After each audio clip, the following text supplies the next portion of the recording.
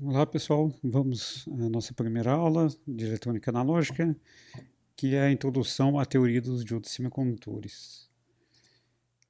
O objetivo dessa aula é entender os principais conceitos que estão envolvidos na condutividade dos semicondutores. Definição do que é o cristal intrínseco, bandas de energia e a condutividade, portadores de carga, recombinação, corrente de difusão de deriva e, por fim, calcular a resistividade do material semicondutor. Bom, antes de mais nada, vamos primeiro passar o que é um diodo ideal. Muitos de vocês já devem ter ouvido falar ou já sabem como funciona o diodo ideal, certo? A ideia é que se eu tiver uma fonte de tensão que polarize ele diretamente, ou seja, aplique uma tensão positiva e negativa nesse sentido, no sentido aplicado, isso aqui é o sentido adotado, corrente positiva para cá e tensão positiva quando tiver positivo aqui negativo. Então, se eu aplicar um circuito externo que coloque positivo aqui e negativo aqui, o diodo ideal tende a virar um curto-circuito, ok? E ele tem uma capacidade ilimitada de corrente, certo? E a queda de tensão dele é zero, ok? Se eu aplicar uma fonte de tensão aqui no sentido contrário, ele vai colocar um sentido real de tensão, positivo aqui, negativo aqui, e a gente diz que ele está reversamente polarizado, ele se comporta como um circuito aberto, ok? E a corrente que vai passar nele é nula e a capacidade de tensão reversa é infinita, ok? Isso a gente falando do diodo idealizado, ok? Obviamente o diodo real tem algumas limitações que a gente vai ver mais para frente. Bom, antes de mais nada, para que serve um diodo, né? Digamos, historicamente, qual foi a primeira aplicação do diodo? Certo? Que foi exatamente na época que estava se desenvolvendo o rádio, ok? Então a questão era a seguinte, né? Eu tenho um sinal, vamos dizer que seja um sinal de áudio, ok? Então que vai estar na faixa entre 20 Hz e 20 kHz, certo? E eu quero transmitir essa informação, esse sinal de áudio, ok? Por uma certa distância. Como a frequência do sinal de áudio aqui é muito baixa, esse sinal não se propaga por muito tempo, por muito longe, ok? E a gente sabe que uma onda eletromagnética, acima de uma certa frequência, ok? Vamos dizer acima de 100 kHz pelo menos, ele tem uma capacidade melhor de se propagar em longas distâncias, ok? Então, a ideia é fazer o quê? Eu vou, digamos, fazer uma espécie de multiplicação aqui entre o sinal que tem a informação que eu quero, que a gente chama de moduladora, certo? Com um sinal de alta frequência, ok? Que é essa componente aqui de alta frequência, que, digamos, para modulação AM ou modulação amplitude, que eu vou mostrar aqui, vai estar na faixa aí de 500 kHz até 1.5 MHz, mais ou menos, ok? Que dá uma capacidade de propagação boa pelo ar, uma longa distância, certo? E quando eu crio essa função aqui, que é devido à multiplicação dessas duas, do sinal que eu quero, a moduladora com a portadora de alta frequência, eu obtenho esse sinal resultante aqui. Certo? Então repara que o meu sinal resultante aqui ele tem a componente de alta frequência, então ele consegue se propagar numa longa distância. E minha informação, meu sinal de áudio, ele está aqui exatamente no envelope, digamos assim, na envoltória dessa forma de onda. Ok? Então repara que tanto na parte positiva quanto negativa eu tenho o meu sinal de interesse. Ok? E a antena vai captar esse sinal como um todo, certo? Eu tenho que ter um circuito adequado para sintonizar na frequência da portadora. Aqui nesse capacitor, nessa minha antena, eu vou ter esse sinal completo, ok? Bom, mas eu preciso extrair meu sinal de interesse, né? Que é o demodular o sinal, certo? E isso pode ser feito, digamos, o circuito mais elementar possível, usando um diodo. Antigamente, o primeiro diodo aí que apareceu, o diodo de galeno, certo? Que tinha essa capacidade de retificar o sinal, ok? E eu tenho um capacitorzinho que vai, digamos, eliminar, então o diodo vai deixar passar só a parte positiva e o capacitor vai eliminar essa componente de alta frequência de tal forma que aqui na saída eu vou ter apenas esse sinal aqui em azul, que é exatamente o meu sinal de interesse, ok? Onde tem a minha informação. ok? Obviamente com o avanço da tecnologia, os circuitos moduladores e demoduladores hoje em dia são muito mais sofisticados, ok? Bom, voltando aqui para os materiais semicondutores, né? Então, para definir, lembrando a definição de resistividade, então a resistividade é a resistência dada num material, num cubo de material aqui de 1 centímetro por 1 centímetro por 1 centímetro, ok? Certo? Então, condutores, cobre, por exemplo, vão ter uma resistividade da ordem de 10 a menos 6 ohms vezes centímetro, ok? Enquanto isolantes vão ter uma resistividade da ordem de 10 elevado a 12 ohms vezes centímetro, ok? Então repara que 10 a menos 6 quer dizer que a resistência é muito baixa, vai produzir uma resistência muito baixa. O isolante vai ter uma resistência muito alta e vai deixar passar uma correntezinha muito pequena.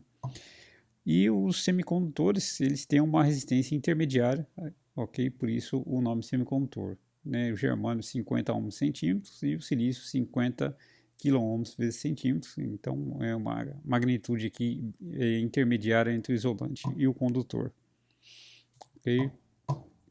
Bom, vamos dar uma olhadinha na estrutura atômica aqui do germânio e do silício, certo? Lá que vocês estudaram lá no segundo grau, os elétrons do silício e do germânio se distribuem ao longo de algumas camadas, ok? E a gente vai se interessar aqui apenas pela última camada, que é a camada de valência, ok? E a gente repara que tanto o germânio quanto o silício tem 4 elétrons na última camada ou 4 elétrons na camada de valência. Esses são os elementos que são caracterizados como semicondutores, ok? E, bom, o que a gente vai estudar aqui de interesse é quando eu tenho um cristal de silício ou de germânio, ok? Que é um cristal de silício ou de germânio? É um cristal puro, né? Ou material intrínseco, que não tem impurezas, ou seja, né? Eu tenho só átomos de silício ou só átomos de germânio, certo? E na estrutura cristalina eles tendem a se arranjar dessa forma aqui, ok? Como cada átomo de silício tem 4 elétrons na camada de valência, certo? Cada elétron tende a formar uma ligação covalente com um átomo vizinho de tal forma que ele forma uma configuração estável aqui, como se tivesse 8 elétrons na última camada, que se sabe que é uma ligação bastante estável, de, uma ligação química bastante estável entre átomos, ok? Então, obviamente, isso aqui é um arranjo idealizado bidimensional, ok? Mas na prática o que acontece é que os átomos acabam se arranjando dessa forma aqui, ok? Devido à hibridização dos orbitais, ok? Os átomos na verdade não vão formar um ângulo de 90 graus entre si, mas um ângulo de cento e poucos graus. Tem um vídeo que eu coloquei no final que explica bem essa questão, ok? Mas digamos que ao longo de toda a estrutura cristalina do material, ele tende a formar, digamos, esse cubo aqui com, com átomos de silício, ok? Esse formato cristalizado do silício não se encontra na natureza, então o que se faz se tem um processo de produção onde se faz o crescimento do cristal de silício, ok? Alguma coisa que fica desse formato aqui, ó, certo? Eu também vou disponibilizar um vídeo falando sobre a fabricação de semicondutores, ok, pessoal? Um pouquinho mais para frente. Bom, mas o que acontece, né?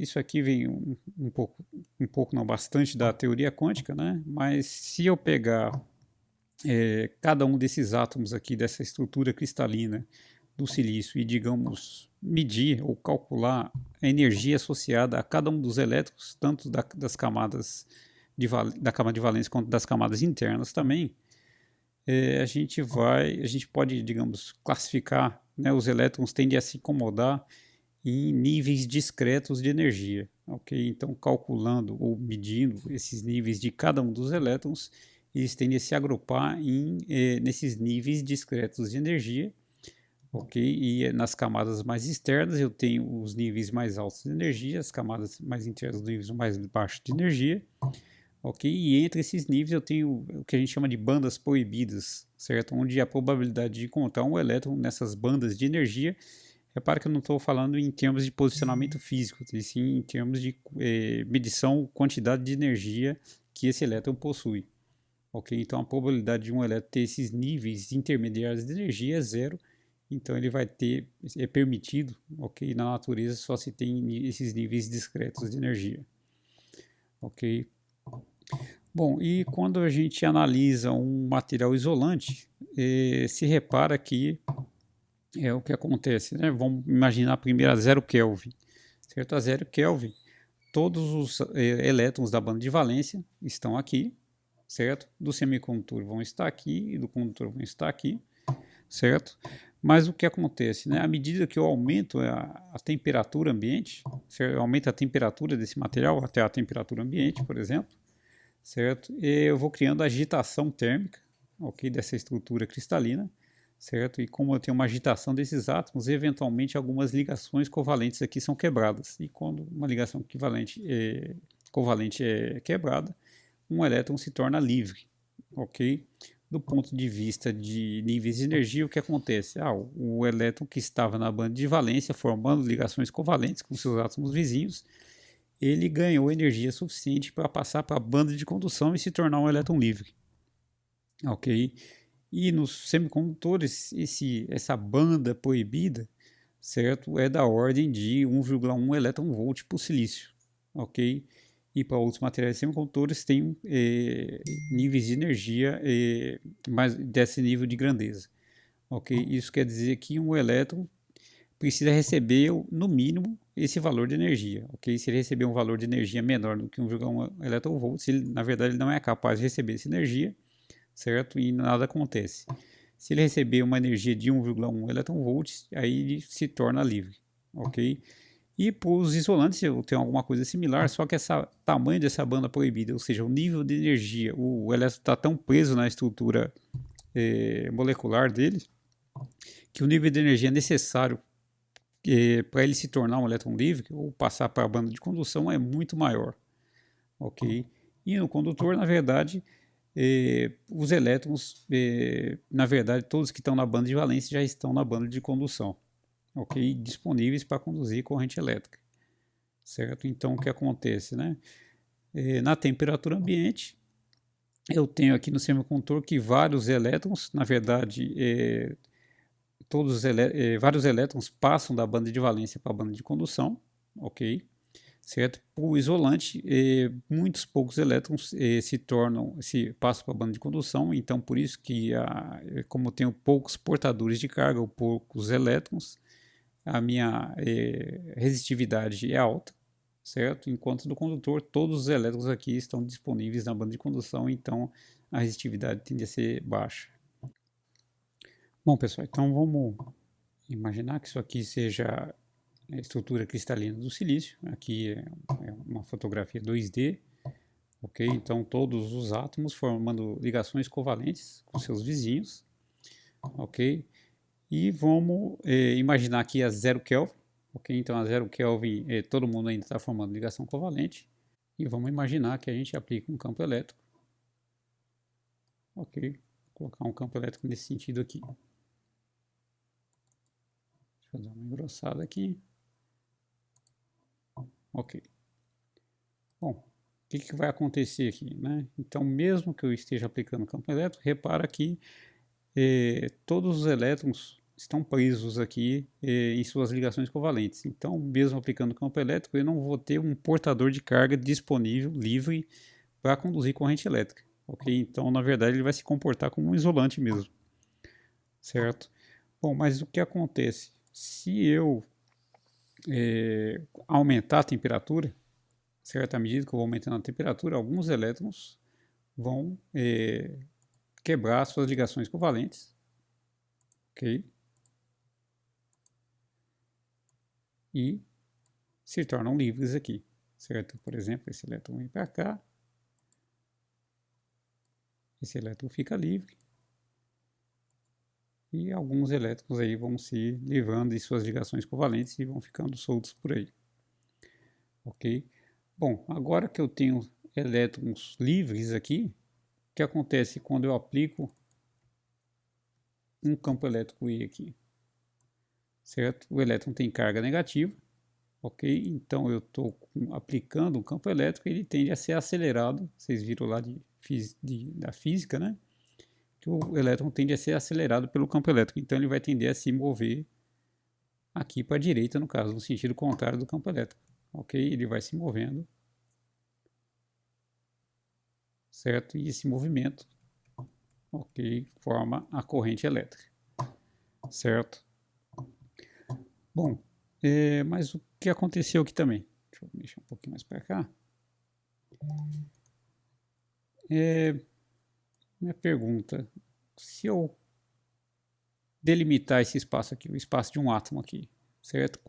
Quanto que é a carga líquida que tem dentro dessa circunferência pontilhada aqui, certo? E a gente tem que lembrar que o número de prótons é igual ao número de elétrons, certo? Se o número de prótons é igual ao número de elétrons, certo? Então, a carga elétrica aqui vai ser zero, ok? Certo? E se eu pegar esse outro átomo aqui, todo átomo que tiver aqui que não perdeu elétron vai ser a carga elétrica zero, certo?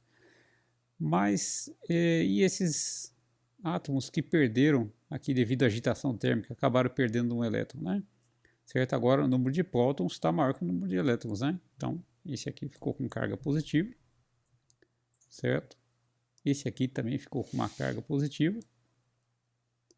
E esse ficou com uma carga positiva. Ok? E qualquer um que tenha perdido elétron vai ficar com uma carga líquida aqui localizada, certo? Positiva. Bom, e tem mais uma coisa que acontece, né? Bom, o que pode acontecer? Né? O elétron de uma ligação covalente vizinha pode migrar, isso aqui vem da física quântica, tá, pessoal?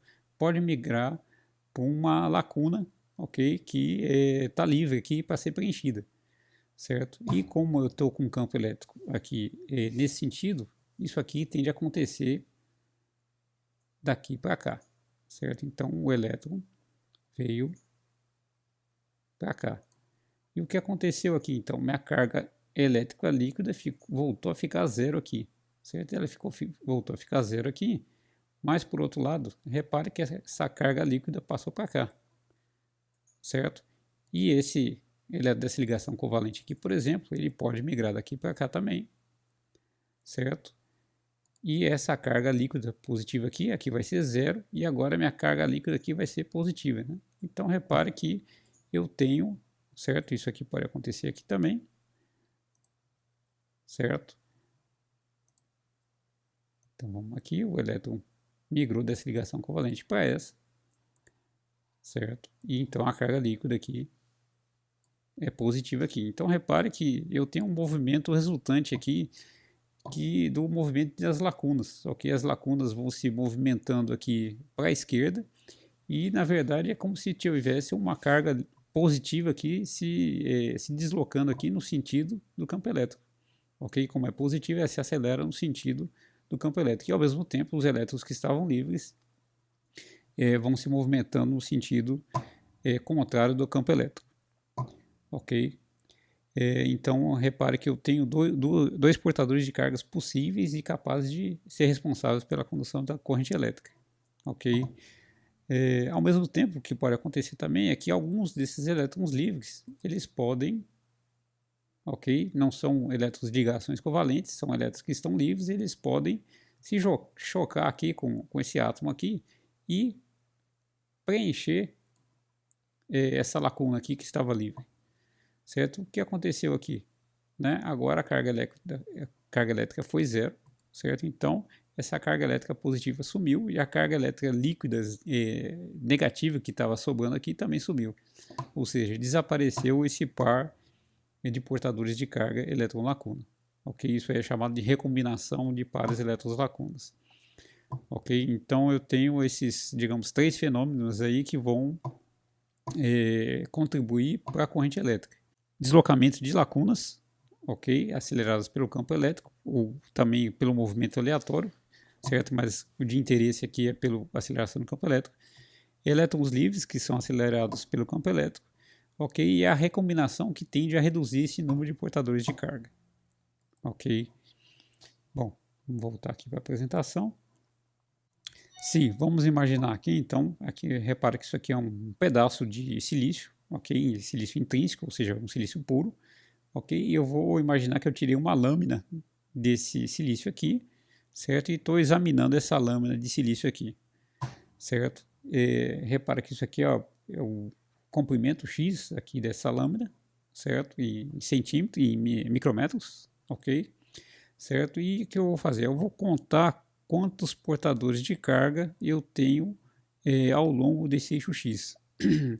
Então vamos imaginar que por algum motivo eu tenho uma concentração excessiva de portadores de carga aqui, seja elétrons ou locâmbulos. Então repara que eu tenho uma maior quantidade de portadores de carga do lado esquerdo do que do lado direito, independente do motivo para isso, certo? Então, se eu contar quantos elétrons eu tenho aqui por centímetro cúbico, certo? Eu vou ter mais ou menos aqui essa distribuição, certo? Esse P aqui representa a concentração de lacunas, então eu tenho uma certa quantidade de lacunas por centímetro cúbico até esse ponto tracejado, e depois desse ponto tracejado, digamos que inicialmente eu não teria nenhuma, teria zero de concentração de lacunas, ok?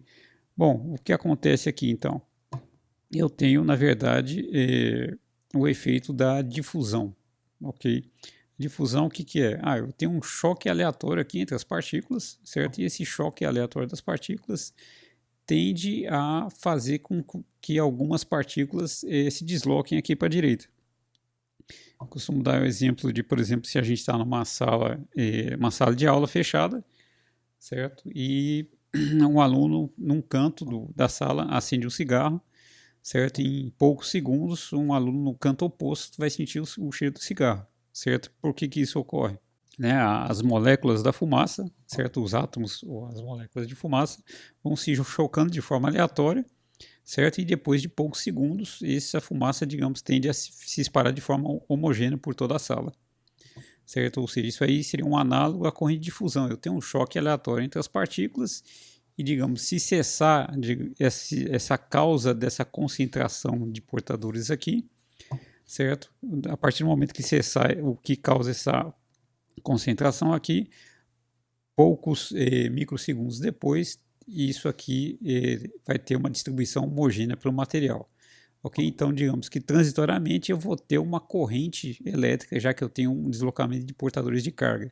Então, eu vou ter uma corrente elétrica, se for carga positiva, da esquerda para a direita. Então, minha densidade de corrente resultante, devido a essa distribuição não uniforme de portadores de carga, ok? Pode ser determinada por essa equação, certo? Onde o Q é a carga do elétron ou da lacuna, certo? O D é a constante de fusão da lacuna ou do elétron, certo? E essa I vai ser proporcional à derivada disso daí, ok? O P, lembrando que o P e o N é o que? A concentração de elétrons, quantos elétrons livres ou quantas lacunas livres eu tenho por centímetro cúbico, ok, pessoal? Bom, então um exercíciozinho aqui para vocês resolverem. Calcule a densidade intrínseca de portadores de carga. Esse NI seria portadores intrínsecos ou quantos portadores que eu tenho no material intrínseco, no cristal puro de silício. Ok? A 300 Kelvin, 350 Kelvin. Ok? Aqui são dados que a concentração de elétrons livres é igual a concentração de lacunas livres, que é igual a concentração intrínseca. Isso porque cada vez que um elétron se torna livre, ele deixa uma lacuna livre para trás. Então esse número realmente tem que ser igual. Ok? E essa concentração intrínseca de portadores é dada por essa equação aqui. Porque essa equação aqui, na verdade, vem lá da física quântica, ou da estatística quântica. Ok?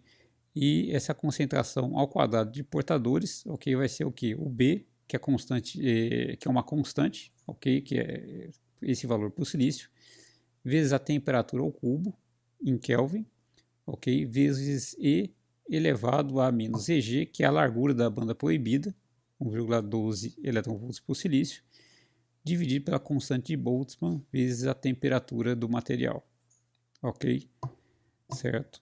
Então, o vídeo já está ficando longo, eu vou pedir para, é só substituir os valores, pedir para vocês calcularem isso daqui e reparem o valor da concentração para 300 Kelvin em relação à concentração de átomos, vocês vão ver que esse valor é muito baixo em relação ao total de átomos, ou seja, na temperatura ambiente, poucos átomos têm ligações covalentes quebradas e contribuem para essa disponibilidade de elétrons e lacunas livres.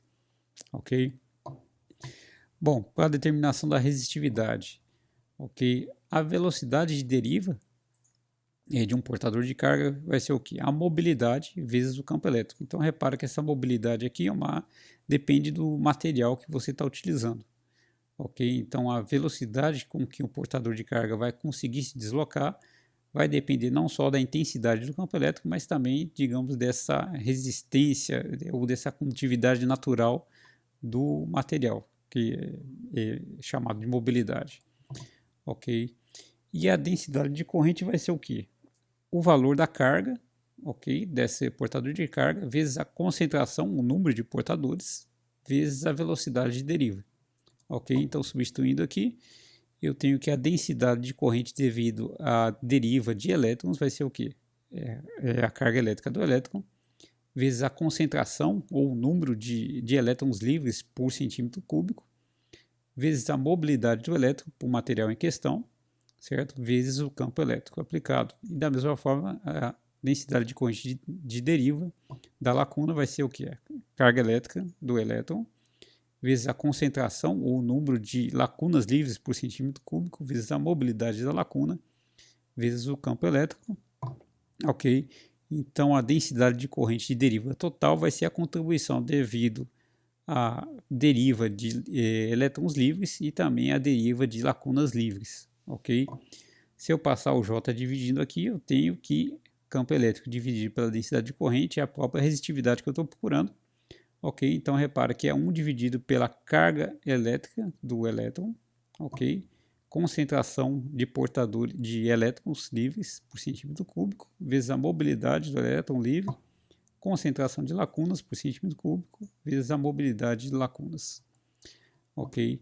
E uma relação interessante é a relação entre a difusidade dos elétrons dividido pela mobilidade dos elétrons vai ser igual à difusibilidade das lacunas dividido pela mobilidade de lacunas, certo? E essa relação aqui entre difusidade e mobilidade é igual à tensão térmica VT, que a gente vai usar mais para frente. Isso aqui é conhecido também como relação de Einstein.